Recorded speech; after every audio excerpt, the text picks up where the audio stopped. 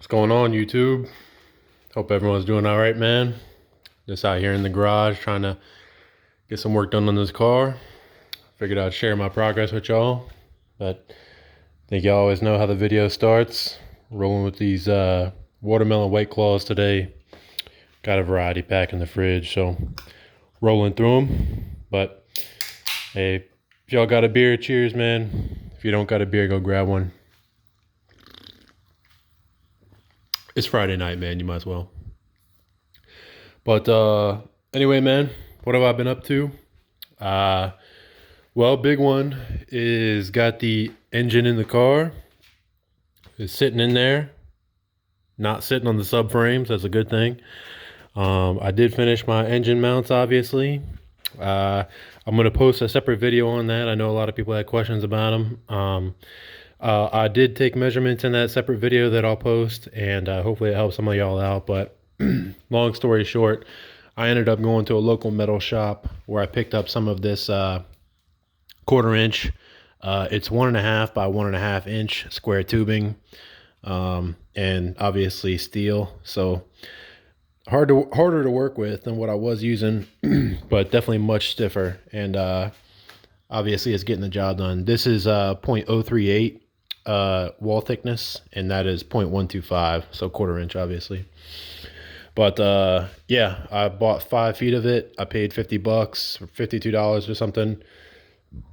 Excuse me. It was a local metal shop, and it took them like 2 minutes to cut it. They had tons of this stuff, so excuse me. But I'll make a separate video about that and just post it for people that want to know about engine mounts. I know oil pan engine mounts and trans cross member are really the tricky parts of this build, because no one really makes them. So no one aftermarket makes them anyway. But I will show them to you now, and just how they're sitting in the car and why they look the way they do, I guess. I guess I'll start on the driver's side. So hopefully you guys can see, the mount is essentially just a big L.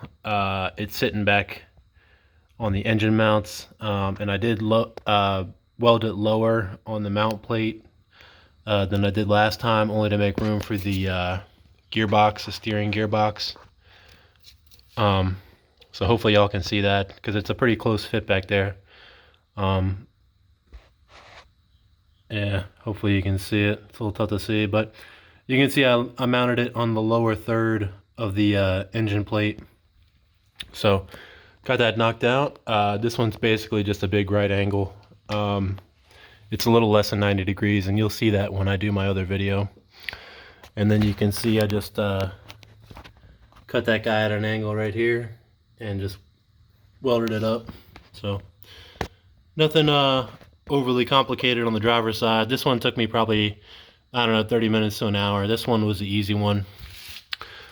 Which brings us to the passenger side, which was a bit more tricky.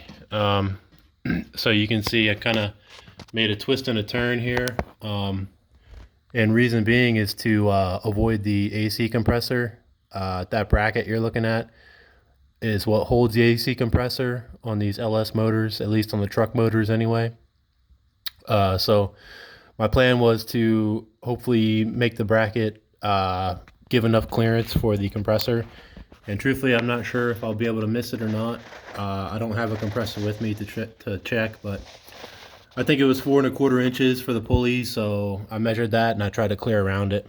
But yeah, this one was a little trickier, just because of the compound turns, because it kind of makes a bit of a 90 here, but not quite, and it's also angled down, and then you're coming down to this motor mount here, so a little bit more tricky. But got it done, man.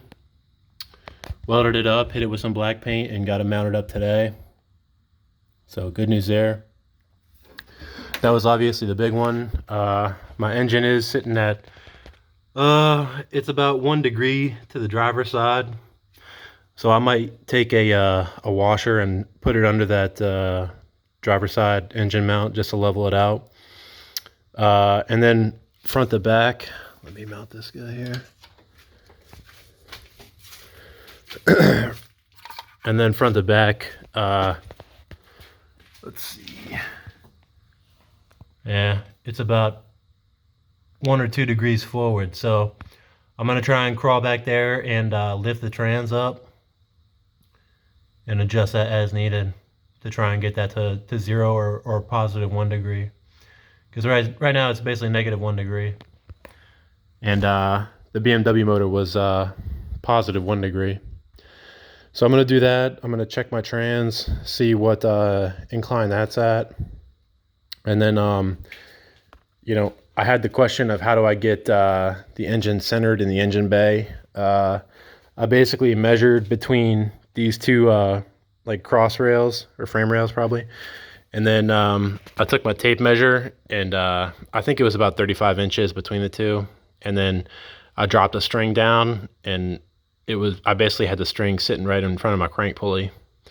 And then I just left it there. And then from there, I basically made my cuts for my engine mounts, tacked everything in place. I would tack it like 4 times with a welder. And then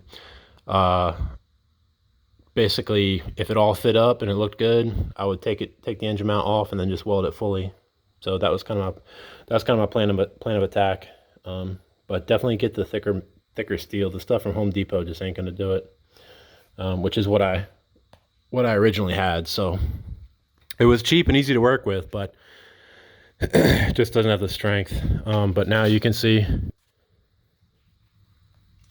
know, it's not going anywhere. So that's a big one. Other thing I got knocked out, I told you guys in my last video that I was going to get these oil return lines all kind of squared away. The line closer to me, this line is the inlet for the oil filter, which is the outlet on my pan.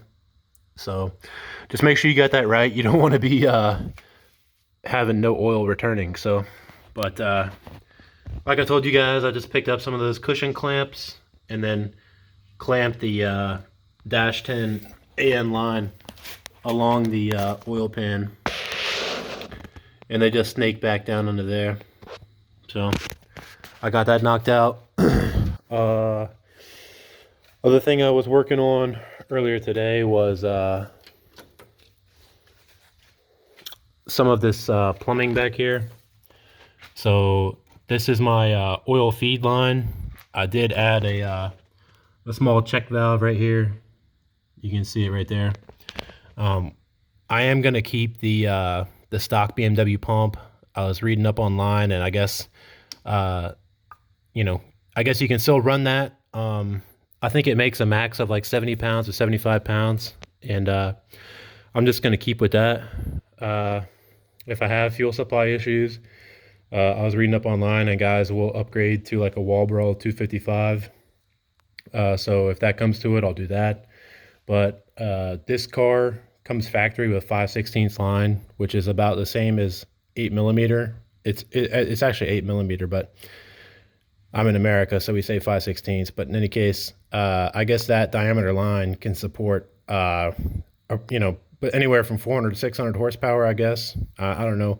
You guys in the comments, correct me if I'm wrong, but that'll probably be more than enough for what I'm doing. If I end up going boosted, you know, with a turbo down the road, then I'll deal with it then. But for right now, I think it's going to be good for what it is. So and plus I want to get it back running. So that's kind of my plan. I just want to get it all plumbed up and, you know, get the Chevy running. So the Chevy motor running. But, this is kind of all I've been doing on the meanwhile is, I picked up some 5/16 hose that'll, connect to your hard lines in the car. Added a check valve because I was having issues with cold starting. The engine would crank a little bit, and I should probably replace the pump, but whatever, man. I'm just going to roll with it for now. I will replace the BMW filter, but for now I'm just going to leave it. I'll leave the pump rather. And then I was doing some test fitting with my intake, and just kind of adjusting the fuel lines from there. Other thing I've been working on was this oil catch can. I am going to be running a PCV, so I know a lot of guys will just slap a breather on it, or they'll just yeah, slap a breather on it or just like do nothing. But PCV is good. You want, you know, to have that vacuum pulled from the crankcase. So I'm going to use the same check valve. I ended up getting these on Amazon. You know, they're not super special. I think it was $8, you know, $6 or $8, which is expensive for what it is. But in any case, I'm going to be running a catch can. So you can see it's got inlet right there, outlet, and then another inlet. So both of my valve covers have breathers on, or, you know, adapters for like lines for PCV. So I'll just put the inline check valve right here, and then, you know, when the motor's under vacuum, it'll pull vacuum. If it's wide open throttle, it'll close the PCV. So I think that's how it works. I don't know, I can't remember. But yeah, guys, that's kind of all I've been up to. Really, the engine mounts were just consuming a lot of my time. It's very time consuming to cut that 1/4 inch steel. I probably went through 7 out of the 10 blades that I ended up picking up.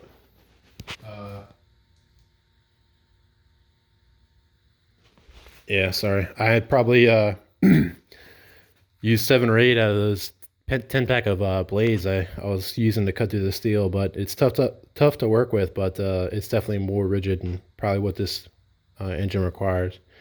My motor's iron block, so it's definitely heavy.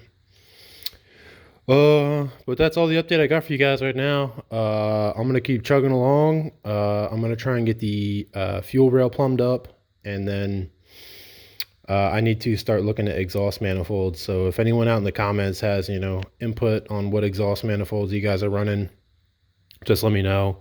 And then other big thing is I need to source a trans yoke for the T56, and then find a shop that can weld up the T56 output shaft to the T56 yoke to the drive shaft. So that's kind of next on my to-do list, and then wiring.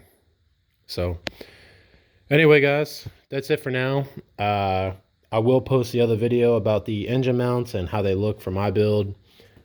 Depending on what motor and trans you're running, you know, that may change for your build. But anyway, guys, that's all I got for now. Yeah, I'll keep going.